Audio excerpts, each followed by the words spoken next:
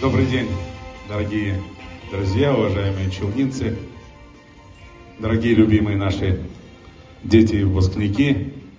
Сегодня в нашем дружном, многонациональном, полумиллионном Автограде, столице автомобильной промышленности нашей страны, большой, семейный, очень значимый для всех нас праздник. Выходят в большую жизнь наши с вами дети. В любом возрасте они для нас дети, но сегодняшний последний звонок для более чем 7 тысяч выпускников 9 и 11 классов – это уже большая дверь, большие возможности во взрослую жизнь.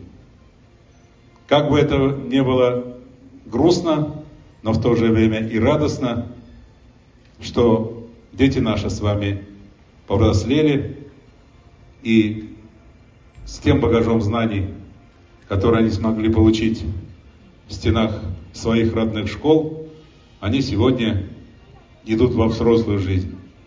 По сути, детство закончилось.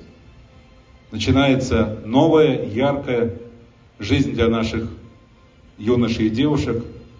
И, безусловно, в первую очередь мне хотелось бы сказать искренние слова благодарности нашим уважаемым учителям, педагогам, которые все эти годы вкладывали не только знания, но и вкладывали душу, отдавали тепло своих сердец для того, чтобы наши дети стали людьми, получили знания, научились бы любить, дружить, уважать друг друга.